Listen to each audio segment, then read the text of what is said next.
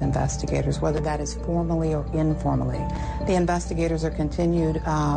There's an open invitation to us to talk to us about any questions they have or any needs they have. So who is Deborah Bradley? Deborah Bradley is a young mother. She's 25 years old. She is like all of us, making her way through life. She had a very normal life. That's Deborah Bradley, baby Lisa's mom's attorney, speaking about what's going on, and the family has cooperated. 40 hours sounds like a lot, but here's my problem with the concept of cooperation. Your baby is missing. Who's going to find that baby? I mean, I don't see baby Lisa's mom and dad out there looking for her. Who's going to find her? It's investigators that are going to find her. And I don't know if Wild Bill Stanton, I don't think he's out there looking for her either right now. Her private investigator. I don't see him out there looking for her. It's investigators that are going to find her. She's got to cooperate. That's your job as your mother. Seema Iyer, Joey Jackson back with me. Seema, cooperation, okay? I understand if your baby's missing. My goodness, it's not a matter of cooperation. It's a matter of looking for your baby and getting everyone in the world to look for your baby. And you've got to feed them information. And what's suspicious here is, why did they get a lawyer? You know, you and I both know Joe Tacopina, and you and I both know that that family cannot afford him. Why was he brought in? Why is this big, hotshot, slick New York lawyer brought in to Kansas City, USA, and he's not looking for baby Lisa tonight either, because he's over in Italy. So I saw him this morning in Italy on talking about this case. Joey Jackson.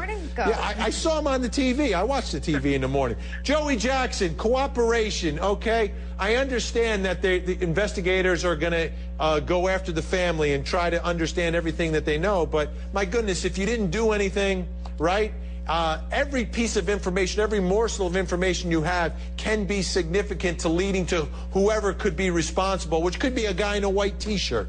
Now, this is true, Vinny, and I 100% agree. However, when the investigation turns from you're a witness to you're the focus of the investigation and you potentially had a hand in this missing child or worse, then you have to be concerned, you have to hire counsel, and you have to defend your interests. Because the worst case scenario, your daughter's missing, and you're accused of doing something untoward, towards her. So I think cooperation is wonderful, it's needed, it's necessary, but whenever the focus turns and you're being accused, now the family had to do what they had to do. So I'm in accord with them that you need a lawyer, and now they have to be not as cooperative as they initially were.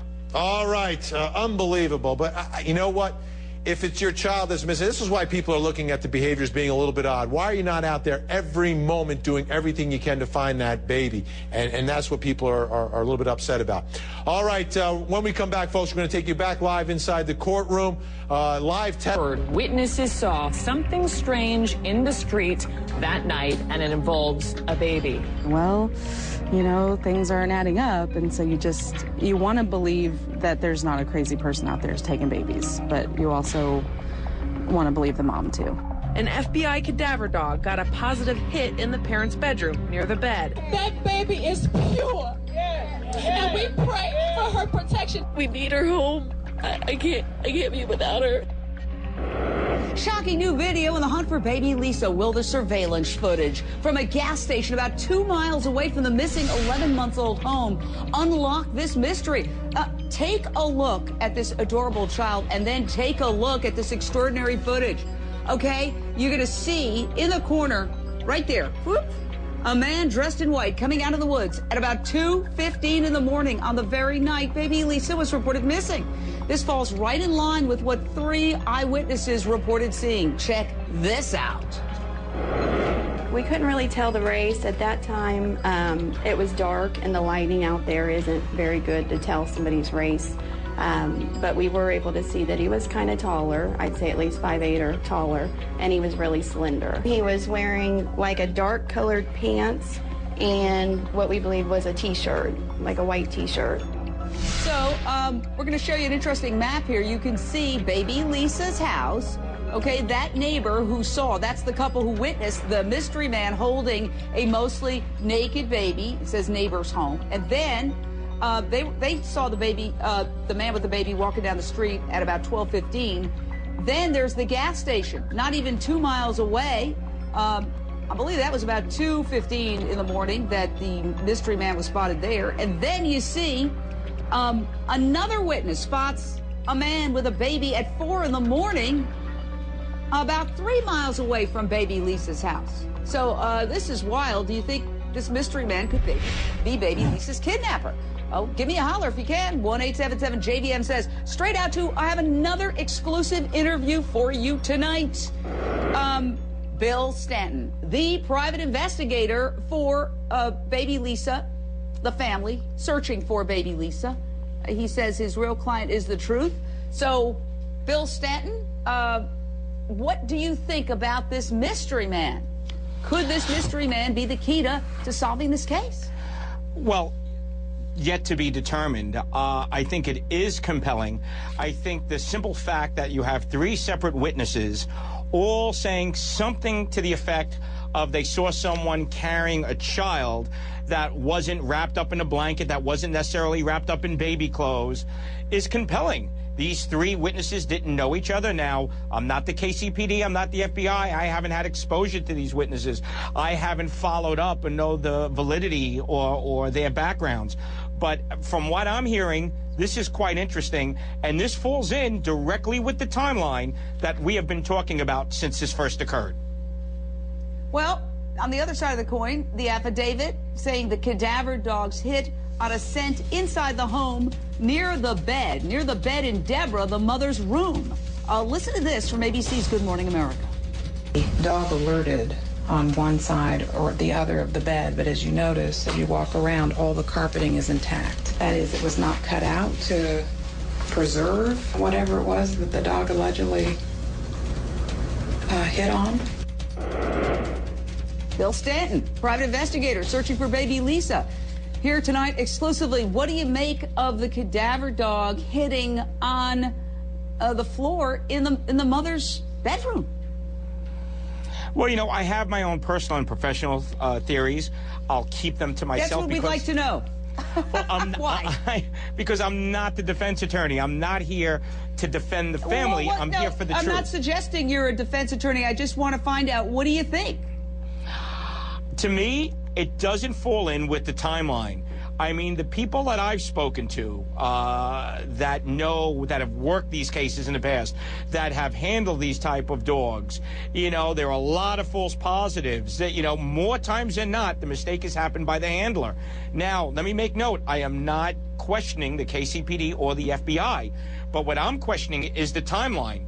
Tell me when this child was killed and placed on the floor, and for how long. You have to remember, there were 2 boys in the house at the time. So what's to be said is this mother, accidentally or on purpose, murdered this child, contained herself, not waking up the children, and left the baby there for enough time for a dog to hit upon it. For me, my personal feeling is it did not happen. I am still, now I understand, I am still looking at the family.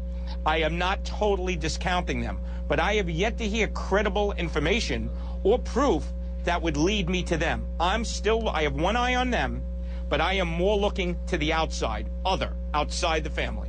And that's why I want to keep the focus. All right, at 12:15, Deborah and Jeremy's neighbors, that's the mother and the father of the missing child, said they saw a man carrying a baby, a child that was mostly naked, walking down the street. Listen to this.